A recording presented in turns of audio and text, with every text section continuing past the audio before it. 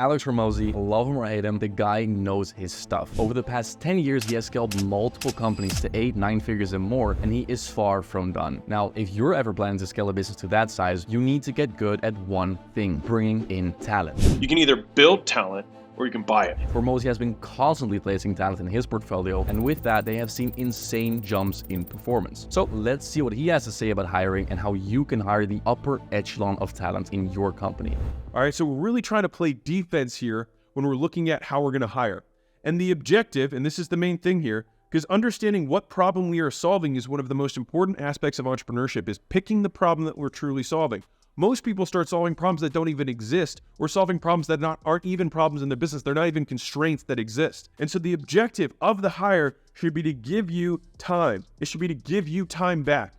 And so the idea is, how can I get the most time back for the least amount of money? I partially agree. It is absolutely crucial to give yourself time back, especially if you're a small business owner with a lean team or no team at all. So I see a lot of people just get horny about the digital nomad type lifestyle where you just hire well before you actually need to. You have to do the work yourself first, grow to a constraint, and then hire out of the necessity. Making the right hires at the right time, that is the most crucial part. So that you can do higher and higher revenue activities, to the point where the only thing, and I'll tell you where the final place that you'll have, is that you'll just be making decisions, right? This is the highest level. And then beyond that, it's having a vision that everyone is aligned with, that they're making their decisions through. You provide the lens through which people underneath of you make decisions in alignment so that they can move the entire organization forward on your behalf. Facts. Even if it's your first hire, you have to keep the big picture in mind at all times. Again, you don't hire just for the sake of hiring. Before you commit to it, you have to just sit down with yourself and think, what is my end goal? Do you want a lean business that you can just manage yourself because you enjoy being in the systems, you enjoy working, or do you want to go as big as you can and just oversee the entire operations? Both are totally fine, but the way you hire is very different for each. Alex here is talking about going big, and if you are, for the first hires, you're gonna have to look for different qualities.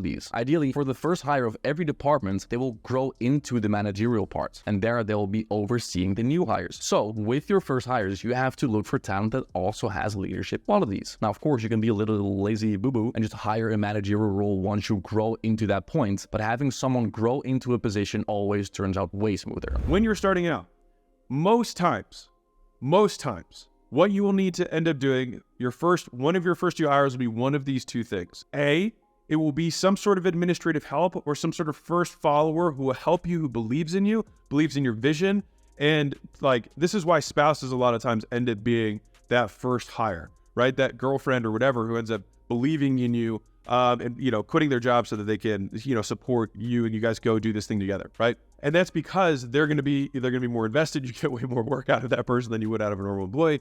But you can also find those types of people, and that is very common as the first type of hire, is kind of a jack of all trades, admin help person. Forget skill and everything. It's just great to have someone by your side when you're building a company, not just for support, but also to bounce ideas off of, since you might just develop some tunnel vision around your ideas. Alex's first hire was his wife, Leila. She not only supported him through some deep shit, she was also a really, really good salesperson. Now that said, unless their skill sets are out of this world, I don't advise starting a business with a girlfriend. Always heard the success stories, but the failures are definitely there too. I actually kind of disagree with Alex on this point, where he says that your first hire needs to help with admin work and stuff. And it's good having someone like this general back end help thing, but I think advising people to have that as their first hire is kind of like my previous point, where people just hire without actually needing it. You have to invest the time first in order to be able to win it back. Finding someone that has complementary skill sets to you, which will make you go way further. Co-founder isn't really a hire though. The other type of hire that I see, so there's usually one of these two is the first hire,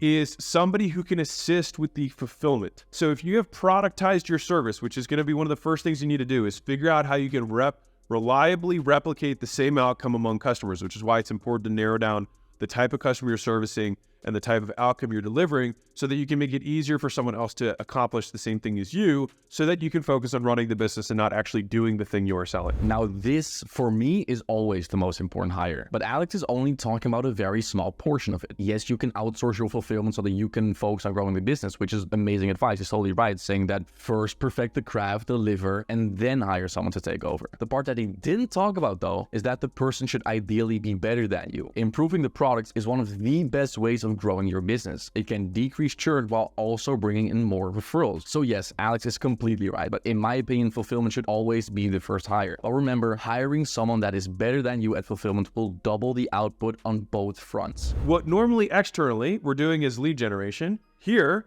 we're doing is application generation. So this is how we're getting, and the ads that we're running, where we're running them. And just like you can run an ad to get a prospect, you can run an ad to get an employee. Just like you can do cold outbound to get a client, you can use cold outbound to recruit from other companies. You can use cold outbound to attract talent. All right. So the same 6 ways of getting customers also works when you're actually getting employees. All right. So think about this. Hopefully this is a good mindset shift for you.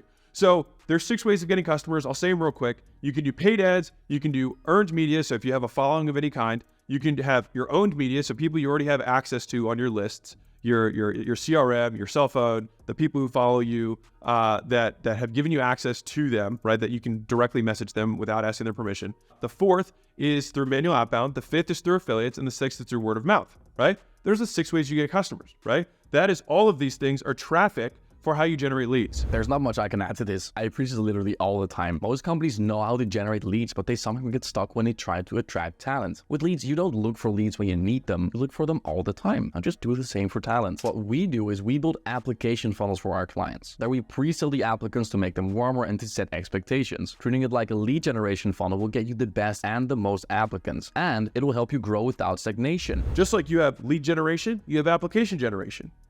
What goes next? Application nurture. All right. So there's some really interesting stats along this, but 10 out of 10 employees, high quality prospects, will find a job within 8 days. So if it takes you 6 days to even make your first contact with the leads that you're getting from applications, which honestly happens so common, people work the crap out of their leads, but completely ignore the applications that are coming in for new employees. It's absolutely true that you should get back to your applicants as quick as you can, but sometimes you just can't. We get far north of 10,000 applicants every single month. Do you really think we can contact them all in time? Now, people don't mind waiting. It is the uncertainty that sucks. When you order something online and it takes ages to get to you, you're angry. But if they told you in advance, you wouldn't have cared as much. So we always set micro expectations, both in the job post and on the funnel, saying when they can expect to hear from us and what the next steps are. So of course, it's better to get back to them fast, but sometimes you just can't. Of how you're nurturing those applications so that they have a high likelihood of scheduling and showing up for, wait for it, instead of sales. Are you still selling? Hell yeah, you're still selling. But we just call it interviewing, right? And so we're selling them on why they should work for us. Absolutely. If you have some following and your culture is known, you're already pretty set, but you do still need to sell them. In sales calls, you qualify your client and then you sell them, and you just do the exact same here. These people are going to dedicate their very valuable time to you, and you need to convince them that it's worth it. They probably have a lot of other interviews lined up, especially if they're really, really good. They don't get to work with you. With A-level talent, they probably have more leverage than you, so sell them. Now, who can guess what number 4 is, right?